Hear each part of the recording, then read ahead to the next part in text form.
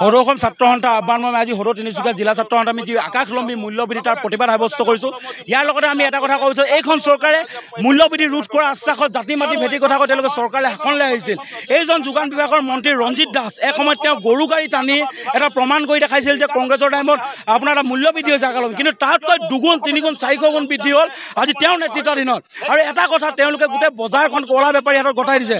যি কলা বেপাৰী হাতত গতাই তেওঁলোকে কোনো নাকি নাই, যাৰ যেনেকৈ মন গৈছে মূল্যবৃদ্ধি কৰিছে, সা সামগ্ৰীৰ দাম লৈছে। আৰু এটা কথা, এইটো কেৱল কৰিছে 26ৰ নিৰ্বাচনক লৈ। 26ৰ নিৰ্বাচনত তেওঁলোকক টকা লাগিব বেপাৰীসকলৰ পৰা, সেইবাবে তেওঁলোকে যি চান্দা সংগ্ৰহ কৰিব, সেইবাবে তেওঁলোকে মুক্ত মনে তেওঁলোকে পইচা তুলিবলৈ এটা ব্যৱস্থা কৰি দিছে নেকি? আৰু লগতে এটা কথা, এইখন চৰকাৰ কোনো জনসাধাৰণৰ চৰকাৰ, এখন পুঁজিপতিসকলৰ চৰকাৰ। তেওঁলোকে সৰ্বসাধাৰণ কেনেকৈ জীয়াই আছে নালাগে। তেওঁলোকক এটা কথা আহ্বান জনাওঁ, যোগান মন্ত্ৰীয়ে বিজেপিৰ তৃণমূল কৰ্মীক ঘৰলৈ যাওক আৰু সোধক এই মূল্যবৃদ্ধি থাকিব পাৰিছে নেকি। আচলতে এই যি মূল্যবৃদ্ধি সকলো ৰাইজকে জনসাধাৰণে কুঙা কৰিছে। আৰু তেওঁলোকে 1200 টকা হিতাধিকাৰী যি চমক সৃষ্টি কৰে, 1200 টকাৰ হিতাধিকাৰীয়ে তেল ক্ৰয় কৰিব নে তেওঁলোকে ঔষধ ক্ৰয় কৰিব নে আলু পিঁয়াজ ক্ৰয় কৰিব। আচলতে সকলো জনসাধাৰণ কুঙা হৈ গৈছে। আৰু এটা কথা, 26ৰ EVMত কিন্তু ৰাইজে ইয়াৰ উচিত প্ৰত্যুত্তৰ তেওঁলোকক দিব। সদৌ অসম ছাত্ৰ সন্থাৰ আহ্বান মৰ্মে আজি সদৌ তিনিচুকীয়া জিলা ছাত্ৰ সন্থাত আমি বিক্ষোভ কাৰ্যসূচী হাতত লৈছোঁ।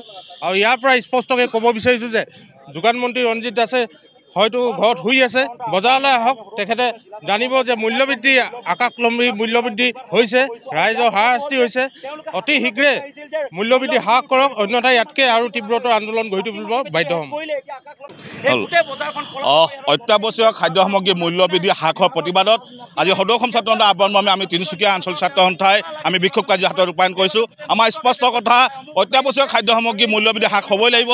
যদি এইখন চৰকাৰে যদি হ্ৰাস কৰিব নোৱাৰে তেনেহ'লে আমাৰ গণতান্ত্ৰিক আন্দোলন আমি অব্যাহত ৰাখিম। কিয়নো এইখন চৰকাৰে কৈ থাকে যে আমাৰ খিলঞ্জীয়া মানুহৰ চৰকাৰ, আমাৰ দুখীয়া ৰাইজৰ চৰকাৰ বুলি এইখন চৰকাৰে কিন্তু বিভিন্ন সভা সমিতি কিন্তু বক্তব্য প্ৰদান কৰে, কিন্তু কথা কৰে কিন্তু কিবা এটা। কিন্তু বৰ্তমানত যি আকাশলম্বী মূল্যবৃদ্ধি হৈছে তাৰ কাৰণে কিন্তু আমি আজি প্ৰতিবাদ আমি ৰাজপথত নামিবলৈ বাধ্য হৈছোঁ। কিয়নো এইখন চৰকাৰে কৈ থাকে যে আমাৰ 2000 টকা আমি অৰুণোদয় আঁচনি দিছোঁ, এই অৰুণোদয় আঁচনি কিন্তু 2000 টকা কিন্তু বিনিময়ত কিন্তু অত্যাৱশ্যক খাদ্য সামগ্ৰী আলু পিঁয়াজ তেল দাইল আৰম্ভ কৰি কিনি নিত্য সামগ্ৰী প্ৰয়োজনীয় সামগ্ৰী যি আকাশলম্বী মূল্যবৃদ্ধি কৰিছে, পেট্ৰল ডিজেল সামগ্ৰী আৰম্ভ কৰি কিনি নিত্য প্ৰয়োজনীয় সামগ্ৰী যি দৰৱৰ পৰা আৰম্ভ কৰি সকলো বস্তুতে কিন্তু সামগ্ৰী কিন্তু অবাধ মূল্যবৃদ্ধি কৰিছে। তাৰ প্ৰতিবাদত আমি বিক্ষোভ কাৰ্য হাতত ৰূপায়ণ কৰিছোঁ।